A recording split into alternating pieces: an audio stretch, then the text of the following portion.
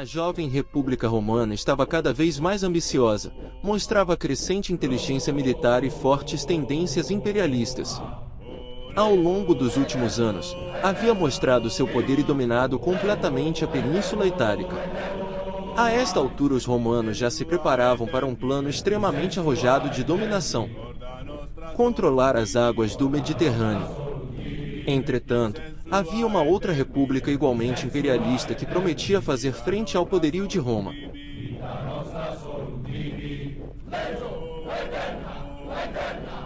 Seu nome? Cartago.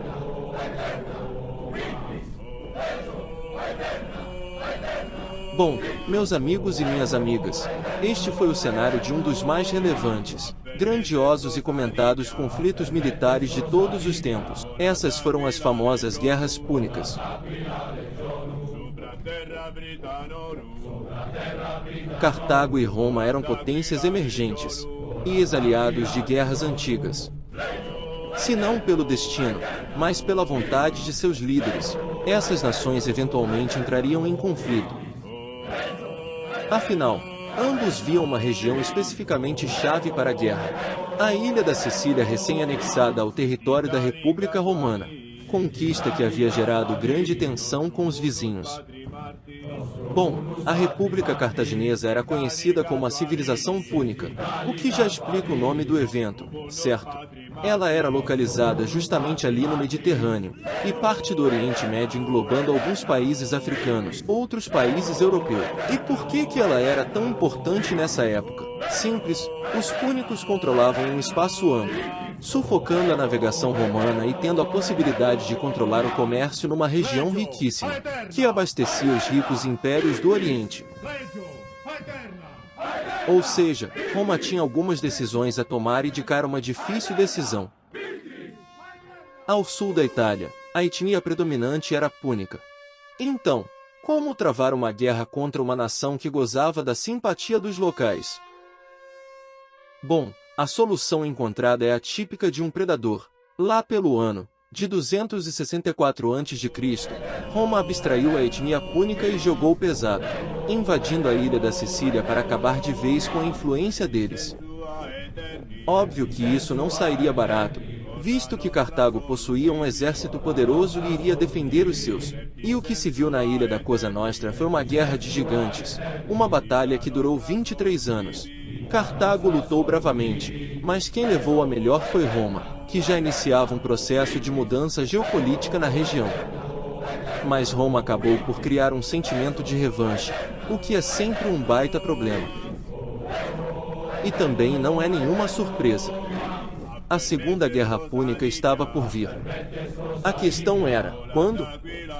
Então, enquanto essa guerra não começa, vamos contar a história de um sujeito muito, mas muito importante para os conflitos: Aníbal Barca. Esse cara aí que não me pomposo, para muitos historiadores, é um dos personagens mais importantes para se entender o mundo antigo. Aníbal Barca nasceu em 247 a.C. Foi o general cartaginês que se tornou célebre na ainda por vir Segunda Guerra Púnica. Aníbal representava um sentimento anti-Roma e queria de qualquer jeito devolver os dissabores da Primeira Guerra Púnica. Além disso, ele era um sujeito muito criativo. Sabe aquela coisa de filme de fantasia, tipo O Senhor dos Anéis, onde os caras jogam de tudo no meio da guerra?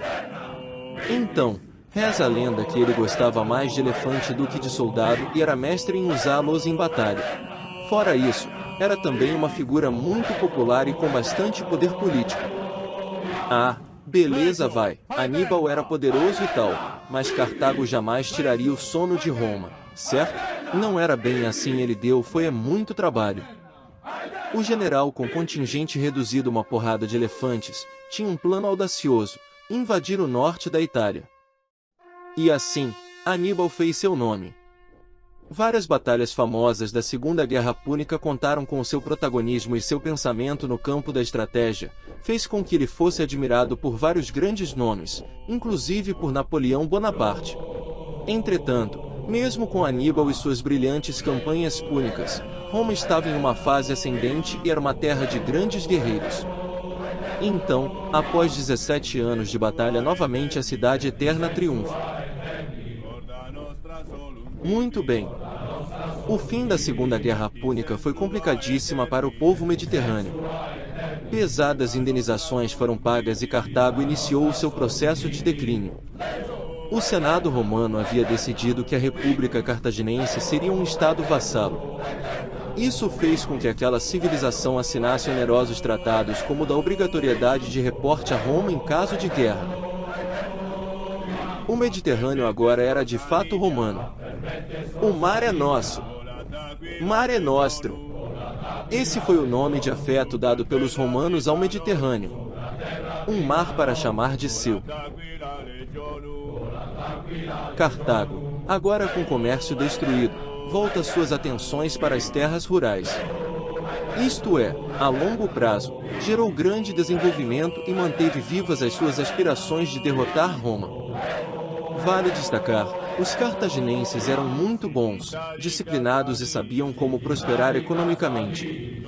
Na contrapartida, os romanos dessa época saíram em diversas campanhas no Oriente Médio e viram a sua economia voltar ao abastecimento daquela região. Durante o intermédio da Segunda e Terceira Guerra Púnica, coisa de 50 anos, mais ou menos, Cartago prosperou. Pense, você como um púnico da época, estamos bem fortes economicamente, temos aí uma nova atividade, a chance de postularmos alguma hegemonia, certo? Sim, claro. Porém, com uma ressalva, Cartago, dessa vez queria ganhar na competitividade de seus produtos. Eles sabiam que seria uma espécie de trabalho de formiguinha, para ser colhido ao longo dos anos, antes de ir para o ringue. Só que o problema era o seguinte, Roma estava ligado. Os patrícios e o Senado romano cada vez mais perceberam que o dinheiro estava sendo perdido porque, pense bem, todos os vizinhos de Cartago tinham um produto melhor e mais competitivo financeiramente ali do lado. Acontece que Roma não podia dispensar um centavo sequer, dentro do seu sonho megalomaníaco de dominação mundial. Daí que eles pensaram o seguinte: bora quebrar os caras, afinal, a gente tem como. Só que a real é que precisava de um motivo, não é? Uma desculpa para atacar. Vale lembrar que Roma era o país do direito, então os romanos tentariam arrumar uma desculpa legalista. Olha só, lembra que falamos que Cartago precisava pedir autorização para Roma se quiser se engajar em qualquer conflito militar?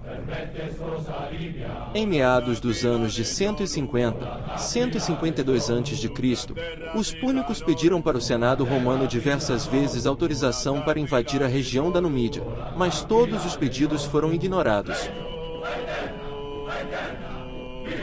Então, em 150 a.C., Cartago começou uma guerra tecnicamente ilegal contra a Numídia, que era tudo que o Senado romano queria. Finalmente eles tinham seu sonhado motivo para aniquilar Cartago. Roma, logo de cara, fez uma série de cercos, destruiu rotas de abastecimento, circulação e principalmente, cometeu aí um característico genocídio romano. Estima-se que no começo da invasão já teriam morrido coisa de 600 mil pessoas, o que hoje é muito, mas para a época era muito mesmo.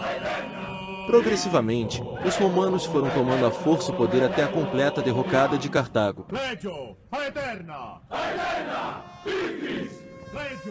Essa grande e próspera nação que, no lugar de desaparecer, teve como destino algo comum a todos aqueles que um dia peitaram os exércitos romanos.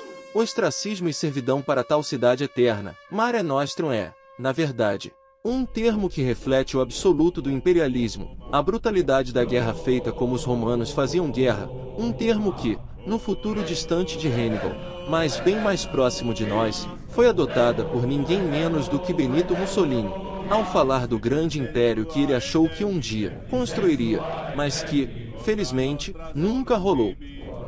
Se você gosta do nosso trabalho, se você gosta do conteúdo do canal, considere se inscrever e ativar o sininho para receber todas as notificações. Eterna, eterna,